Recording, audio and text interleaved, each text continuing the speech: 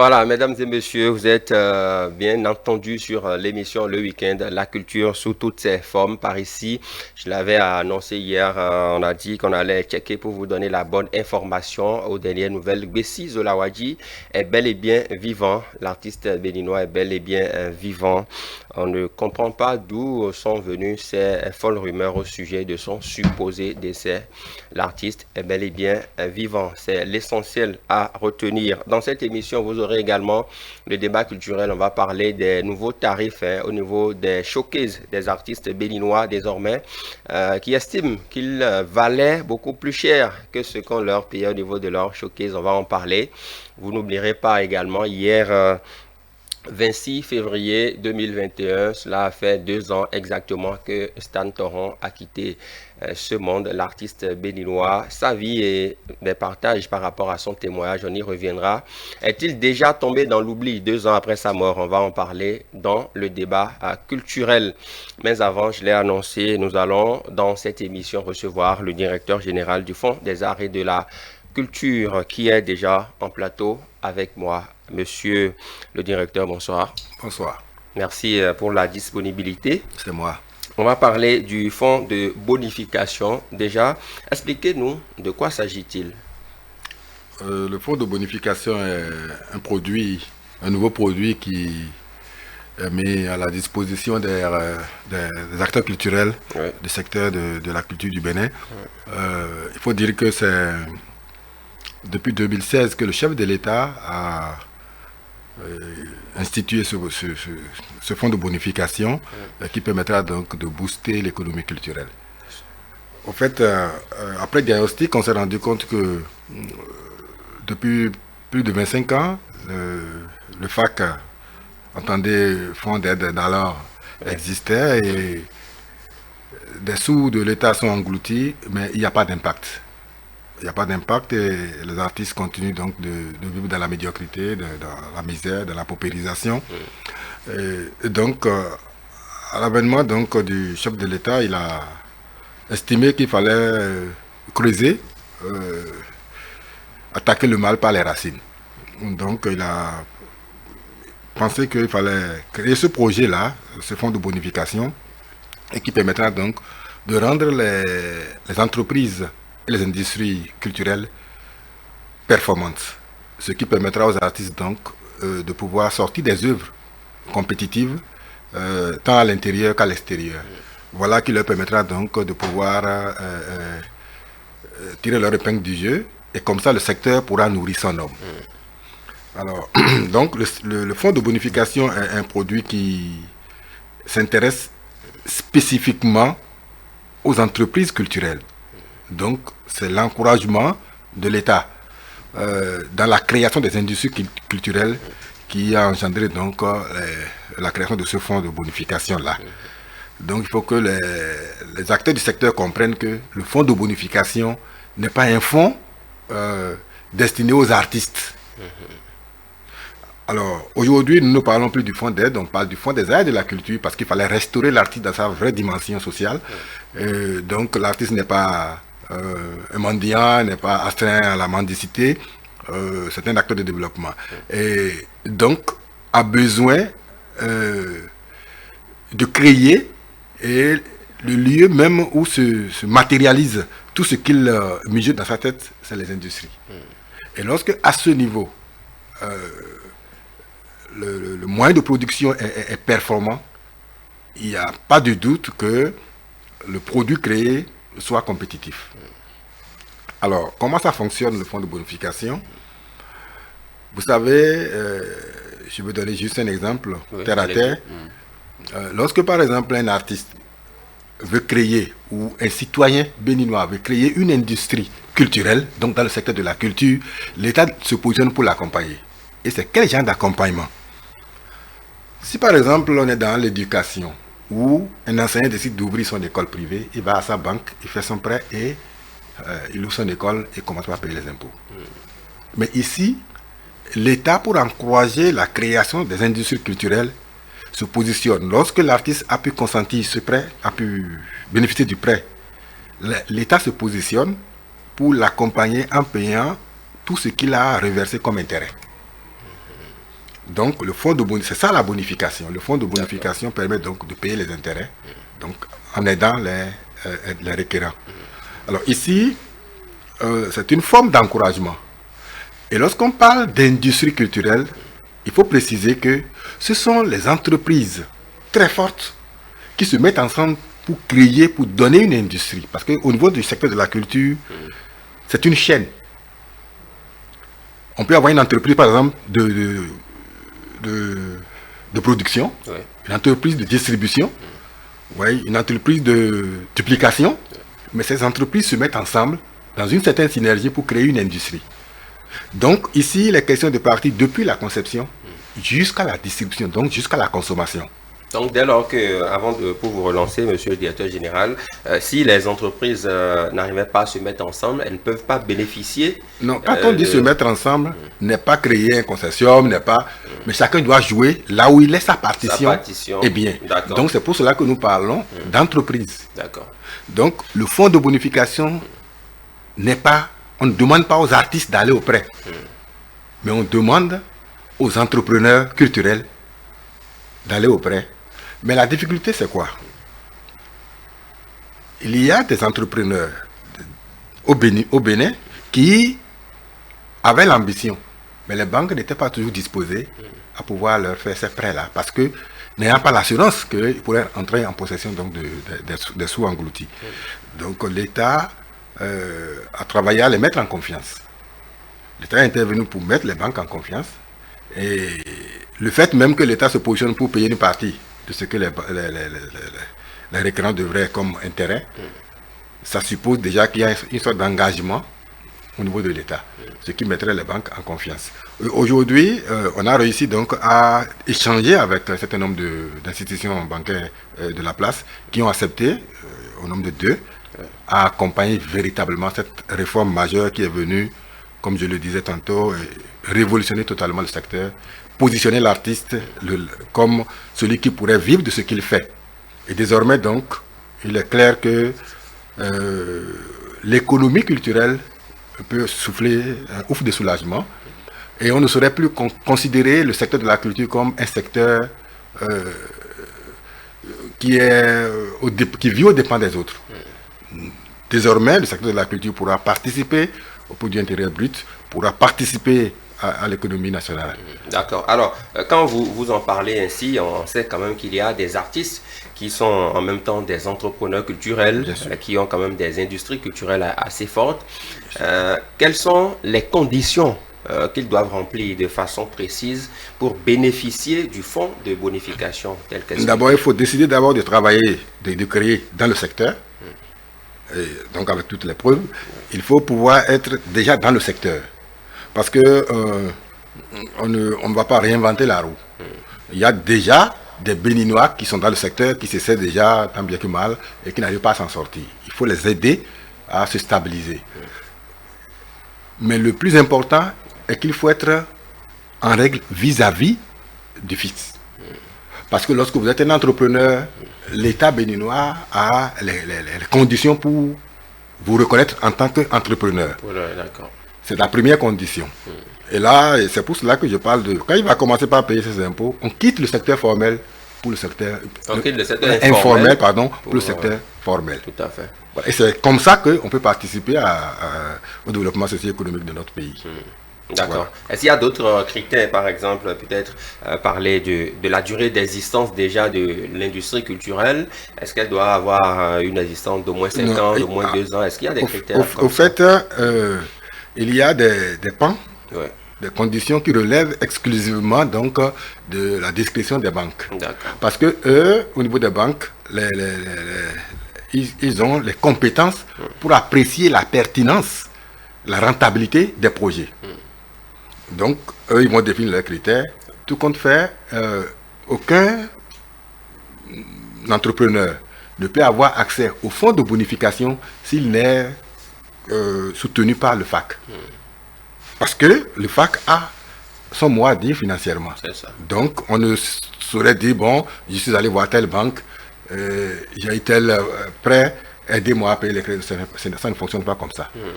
Parce que lorsque vous déposez votre dossier, le FAC intervient. L'OFAC doit s'assurer que vous remplissez les critères, vous remplissez les conditions et que ce que vous déclarez vouloir faire est ce que vous voulez réellement faire. Parce qu'aujourd'hui, tout est mis en place de commun accord avec les banques pour que tous ceux qui, pour le moment, vont souscrire au fonds de bonification réussissent tous. C'est un risque zéro. Oui. Ah bon, un risque zéro. Zéro. D'accord. Alors, parlons toujours des artistes, en tout cas des entrepreneurs culturels qui doivent bénéficier de ce fonds de bonification. Monsieur le directeur général du Fonds des aides de la culture, beaucoup d'acteurs culturels, beaucoup d'artistes nous suivent à l'instant même, puisqu'ils étaient informés de votre passage sur cette émission. Et il se pose peut-être la question de savoir s'il y aura une transparence dans l'allouement de ce fonds de bonification, dans la mise à disposition de ce fonds de bonification. Mais ce n'est pas de la gratuité. Ce qui impose une certaine transparence, ce n'est pas du copinage. Et lorsque vous voulez souscrire à ce fonds de bonification, vous êtes conscient que c'est un prêt qu'on vous fait, ce n'est pas de la gratuité. Et donc, il n'y a pas de copinage à faire à ce niveau. Et j'avais pensé que vous alliez me demander si les récurrents pourraient remplir toutes les conditions telles que les conditions de garantie et autres. Tout à fait, j'en venais. Oui, c'est le plus important parce que là, si l'État intervient pour encourager la création des industries, pour faciliter l'accès des entrepreneurs au crédit, si cet aspect-là n'est pas évacué avec les banques, on ne saurait demander aux Béninois donc d'aller à ce fonds. Sinon que l'intervention de l'État serait inutile.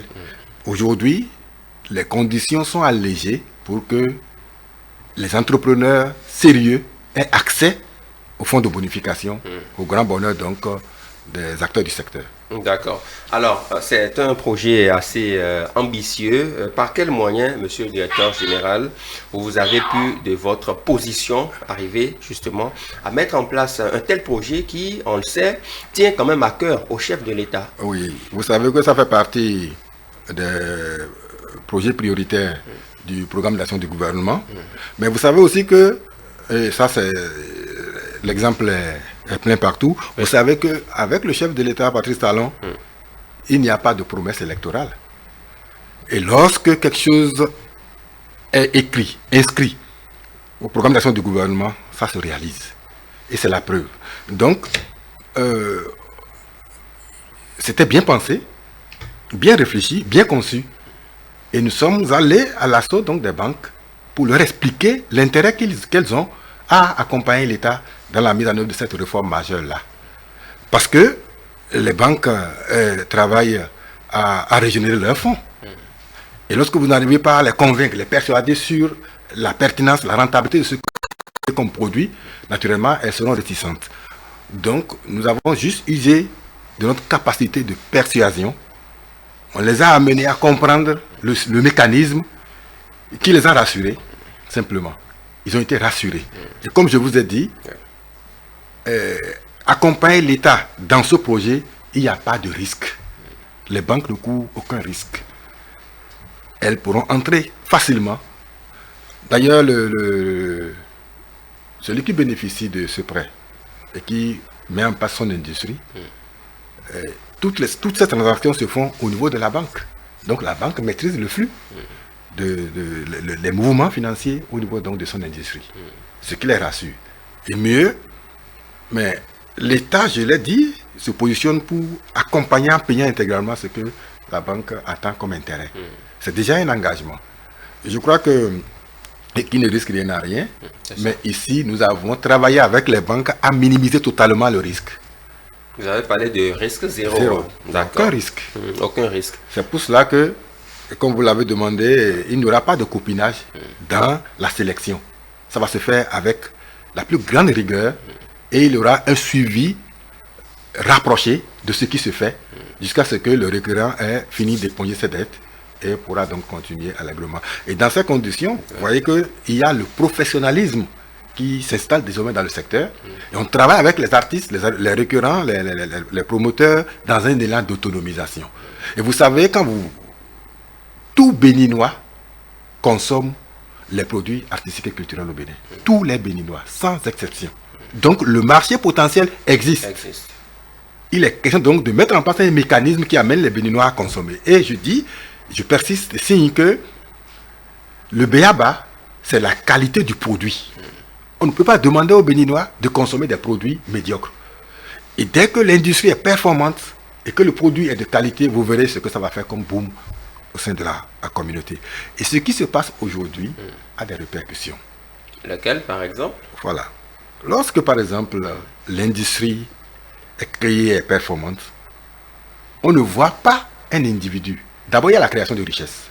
Il y a la création d'emplois. En dehors du fait que le secteur va participer au PIB, il y a que sur le plan social, ça règle beaucoup de problèmes. L'artiste qui crée et qui peut écouler son produit, lui-même devient un entrepreneur. En tant qu'artiste, il devient un entrepreneur. Parce qu'il y a plusieurs personnes qui sont avec lui et qui vivent de ce qu'ils font ensemble. Et déjà à ce niveau, sur le plan social, vous voyez que ça va lutter contre la faim, ça va lutter contre la misère, ça va lutter contre le chômage, ça va lutter contre la prostitution, la toxicomanie, parce que des gens vont à la drogue, ils vont à l'alcool pensant oublier leurs soucis. Je crois que... C'est une œuvre sociale aussi en quelque sorte. Naturellement. Donc c'est pour cela que j'ai dit à l'entame que ce produit est venu révolutionner le secteur de sorte que l'idée du chef de l'État, qui est de créer un autre type d'acteur culturel qui se positionne comme un acteur de développement, est devenu une réalité aujourd'hui. Voilà pourquoi, depuis votre studio, je voudrais lancer un appel aux acteurs culturels, aux artistes, aux promoteurs, à tous ceux qui interviennent dans le secteur qu'aujourd'hui, nous avons une opportunité. C'est la première fois au Bénin qu'un chef d'État arrive et pense réellement à révolutionner le secteur de la culture. Pense que l'artiste doit être restauré dans sa vraie dimension. Et il ne faut pas écourter une si belle, parce que c'est inédit. Non seulement au Bénin, mais dans la sous-région. Alors, il n'est plus question donc de rater le coche ou d'arrêter le processus. Voilà. Donc nous avons tout, nous, en tant qu'acteurs du secteur de la culture, nous avons tout intérêt à tout mettre en œuvre pour que le chef de l'État continue l'œuvre qu'il a commencé. Il a commencé. D'accord. Alors, monsieur le directeur général, c'est vrai que vous avez parlé de ce fonds de bonification qui est quand même une première, non seulement au Bénin, mais aussi dans la sous-région. Je sais que récemment, vous avez quand même effectué des voyages dans la sous-région pour constater un peu ce qui se fait dans les autres pays. Quand vous regardez depuis quelques années, depuis 2016, ce qui se fait au Bénin en matière du financement de la culture, en matière du développement du secteur de la culture, quel est votre sentiment en tant que directeur général? D'abord, j'ai un sentiment de fierté. Quand vous prenez notre charte, la charte culturelle, c'est clairement défini et dit que l'État doit accompagner la création des industries culturelles. Ça veut dire que les gens ont déjà bien réfléchi à la question. Mais la mise en œuvre posait problème. Aujourd'hui, le chef de l'État est venu concrétiser ça. Et parlant de la sous-région, il y a cela un an, nous étions à Ouagadougou. J'étais avec M. Eric Thompson, qui est un artiste un artiste bien connu aussi. Nous étions les deux qui avaient représenté le Bénin à cette séance-là de l'UMOA. Mais lorsque nous avons exposé le mécanisme, le fonds des aides de la culture, ce que nous faisons, qu'est-ce que nous entendons faire avec la création des industries, les autres représentants des autres pays c'était une fierté pour nous. Parce que je constate que nous sommes en avance sur les autres.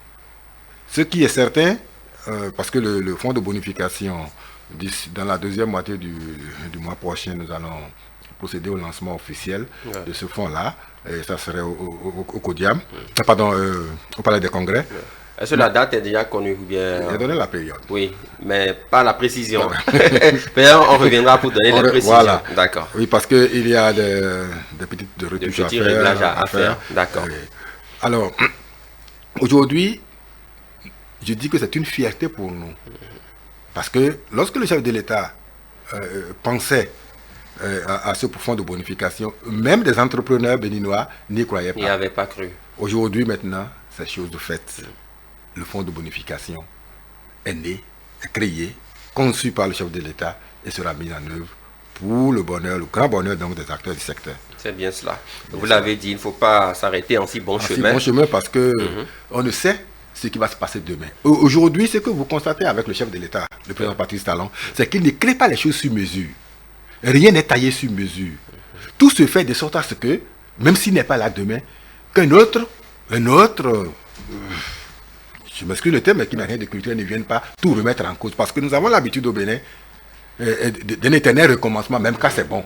Quand c'est bon et que ce n'est pas lui qui a fait, il vient, il faut remettre en cause. Aujourd'hui, ça se met en place de sorte qu'on ne puisse plus venir remettre ça en cause. Parce qu'aujourd'hui, avec le fonds de bonification, travailler dans le secteur, dans un élan d'autonomisation, rendre les artistes, acteurs, promoteurs autonomes. Regarde, ça ne concerne pas que ceux qui vont en studio, mais ceux qui ont les espaces. Quand l'artiste crée et n'a pas où aller s'exprimer, mais sa création rentre dans le... Alors aujourd'hui, on lance un appel à tous ceux-là qui sur toute la chaîne doivent intervenir, comme je l'ai dit, chacun dans son domaine.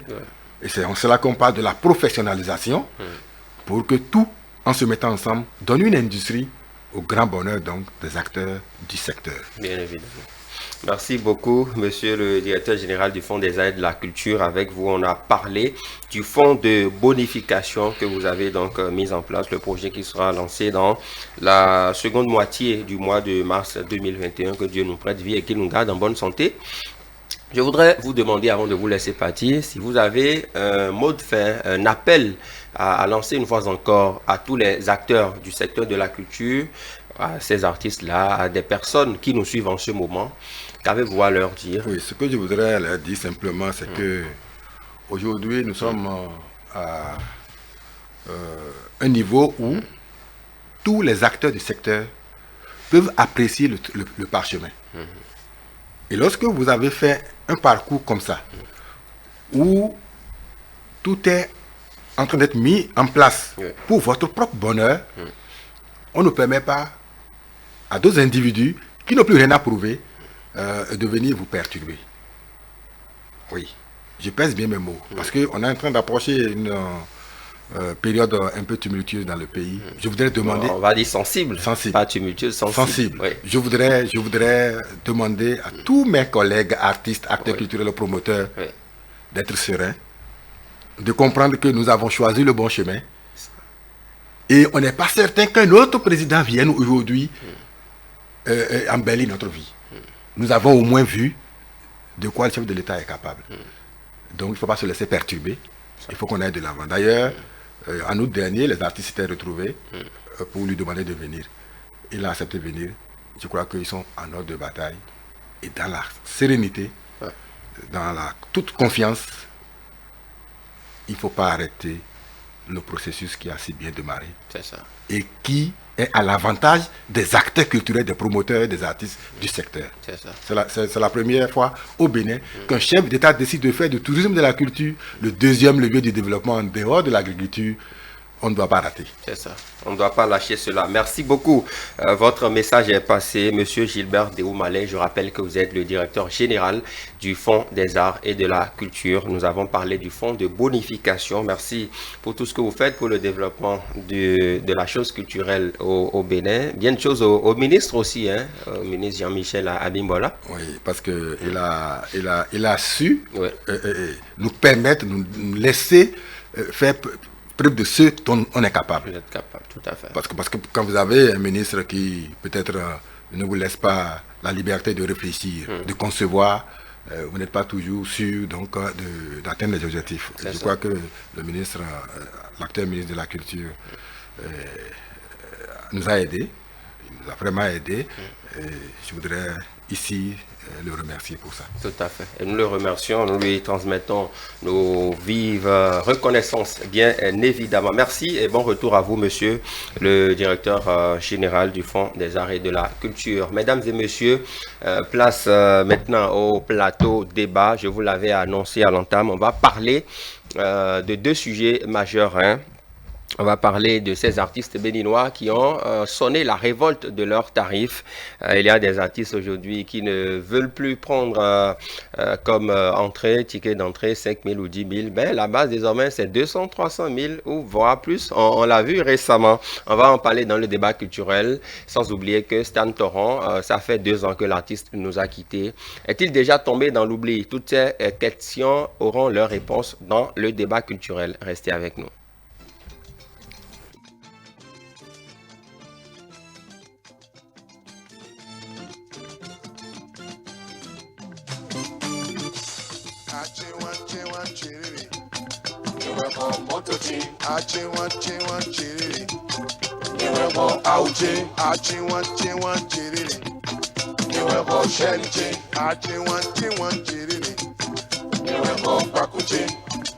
Wanu mio, ikusi umo. Wanu mio,